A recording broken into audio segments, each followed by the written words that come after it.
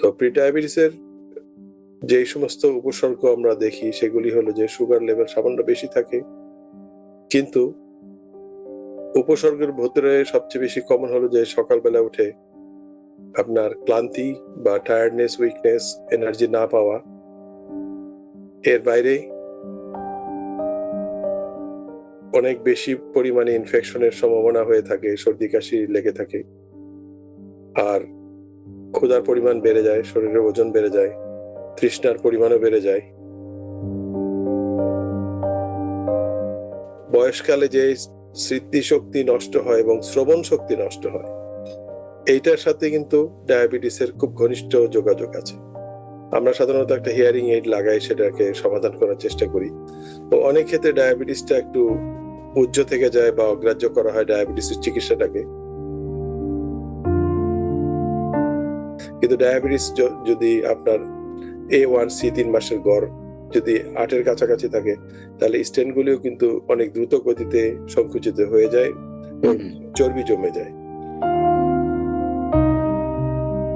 Pre diabetes কখন আমরা বলবো যে প্রি ডায়াবেটিস? এই ডায়াবেটিস কখন বলা যায় একজন রোগীকে প্রি ডায়াবেটিস হিসেবে আমরা গণ্য করব?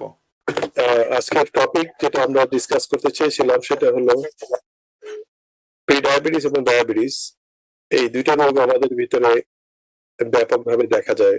বলা যেতে পারে যে 40 ঊর্ধ্ব শতকরা 30 থেকে 40 জন বাংলাদেশের ভিতরে প্রি ডায়াবেটিস অর্থাৎ ডায়াবেটিসের খুব নিকটবর্তী অবস্থান রক্ত পরীক্ষার মাধ্যমে যেটা নির্ণয় করা হয় সেটা আমরা দেখে থাকি। তো এটা শুধুমাত্র একটা সংখ্যার ব্যাপার না, এর বাইরেও অনেকগুলি রোগ এটার সাথে জড়িত থাকে। তো প্রি ডায়াবেটিসের যে সমস্ত উপসর্গ আমরা দেখি সেগুলি হলো যে সুগার লেভেল সামান্য বেশি থাকে, কিন্তু উপসর্গের ভেতরে সবচেয়ে বেশি কমন হলো যে সকালবেলা উঠে আপনার ক্লান্তি বা টায়ার্ডনেস, উইকনেস, এনার্জি না পাওয়া। এর বাইরে অনেক বেশি পরিমাণে ইনফেকশনের সম্ভাবনা হয়ে থাকে, সর্দি কাশি লেগে থাকে, আর ক্ষুধার পরিমাণ বেড়ে যায়, শরীরের ওজন বেড়ে যায়, তৃষ্ণার পরিমাণও বেড়ে যায়। তো এগুলির সাথে আপনার আলটিমেটলি পুরোপুরি ডায়াবেটিস যখন ডেভেলপ করে তখন শারীরিক দিক থেকে একটা মানুষ অনেকটা দুর্বল হয়ে পড়েন, এই কারণে যে শারীরিক এই অক্ষমতা বা অসুস্থতার সাথে সাথে মানসিক শক্তিটাও অনেকটা কমে আসে। বলা যেতে পারে যে ডায়াবেটিস ইদানিং পুরাপুরি যাদের ডায়াবেটিস তাদেরকে টাইপ 3 ডায়াবেটিস যারা আছে এবং ইভেনচুয়ালি আলঝাইমার রোগে যারা আক্রান্ত হচ্ছেন তাদের মধ্যে ডায়াবেটিসের থেকে পরবর্তীতে আলঝাইমারের ডিজিজ বা স্মৃতিশক্তি নষ্ট হয়ে যাওয়ার যে বয়সকালীন অথবা অল্প বয়সেও স্মৃতিশক্তি নষ্ট হয়ে যায়, সেগুলি ডায়াবেটিসের সাথে অনেক বেশি সম্পর্ক যুক্ত দেখা যাচ্ছে। এই জন্য বলা হচ্ছে যে আলঝাইমারটা টাইপ 3 ডায়াবেটিস। তো এগুলির যেই পরিক্রমায় যেটা খারাপ হতে থাকে সেটা আমরা যদি অ্যানালাইসিস করি যে মাথা থেকে পা পর্যন্ত এটা রোগ, এটা যে শুধুমাত্র একটা শারীরিক রোগ সেটা না, এটার সাথে আপনার মানসিক সাইডটাও জড়িত আছে। যেমন ডিপ্রেশনের পরিমাণ 10 থেকে 20 ভাগ বেড়ে যায়, স্মৃতিশক্তি নষ্ট হয়ে যাওয়া এবং পরবর্তীতে মানসিক শক্তি হারানো এবং কর্মক্ষমতা হারায় যাওয়া, এগুলি কিন্তু ডায়াবেটিস রোগের মধ্যে পড়ে। এই জন্য প্রশ্ন হয় যে অনেকে ডায়াবেটিসের ভিতরে কোনো উপসর্গ নাই, কেন এতগুলি ডায়াবেটিসের ওষুধ খাওয়া হবে? তো মাথা থেকে পা পর্যন্ত যদি বিশ্লেষণ করা যায় তাহলে বলা যেতে পারে যে আমাদের বয়সকালে যে স্মৃতিশক্তি নষ্ট হয় এবং শ্রবণ শক্তি নষ্ট হয়, এইটার সাথে কিন্তু ডায়াবেটিসের খুব ঘনিষ্ঠ যোগাযোগ আছে। আমরা সাধারণত একটা হিয়ারিং এইড লাগাই, সেটাকে সমাধান করার চেষ্টা করি।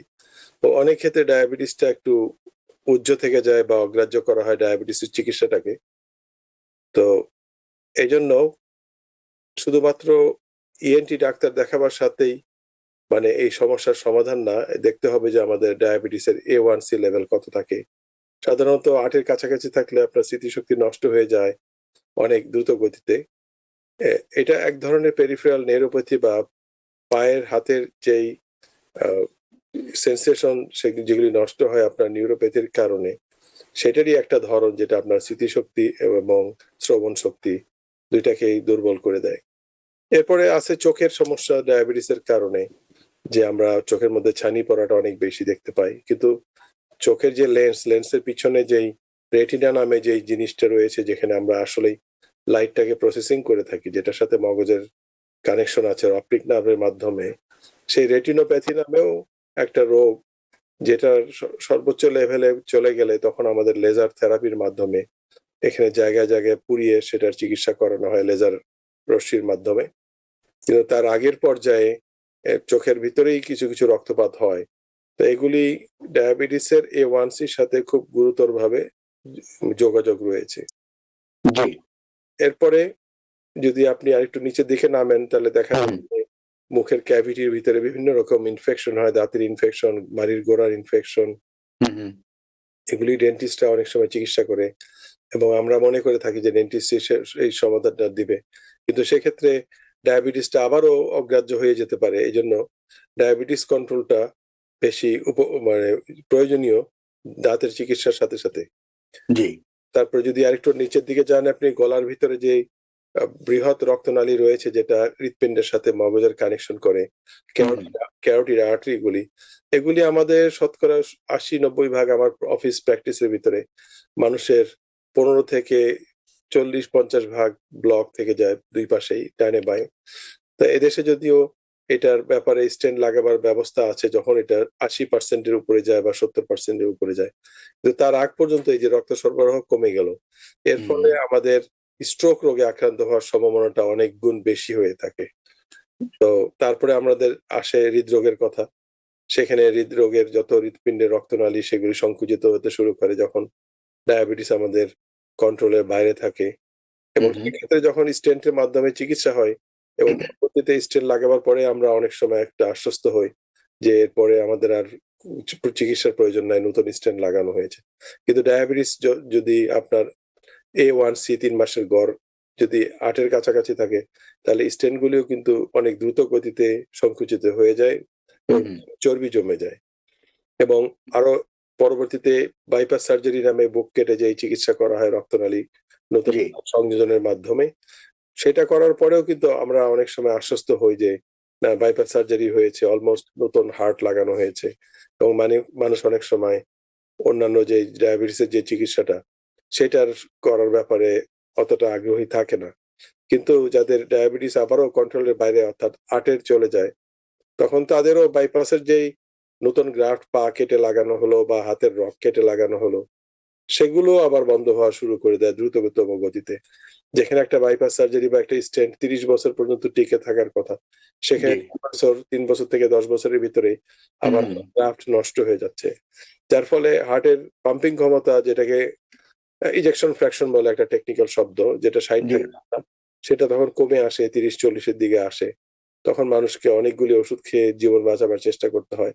তবে সেক্ষেত্রে আমাদের আয়ু অনেকটা কমে আসে, যেখানে 90-80 বছর বাঁচার কথা ছিল, সেখানে পরবর্তী 5 বছর থেকে 10 বছর পর্যন্ত বাঁচা সম্ভব কিনা সেটা নিয়ে সংশয় দেখা যায়। তো সেগুলির চিকিৎসা করার জন্য আধুনিক অন্যান্য বিভিন্ন টেকনোলজি, ডিফিব্রিলেটর, পেসমেকার, এগুলি লাগায় সেগুলি চিকিৎসা করা হয়। কিন্তু আমরা আবারও ডায়াবেটিস সেটা খুব বেসিক একটা জিনিস, সেটা আমরা ভুলে যাই। নিউ ইয়র্ক থেকে সম্প্রচারিত TVN 24 টেলিভিশন বিশ্বজুড়ে বাঙালির কণ্ঠস্বর।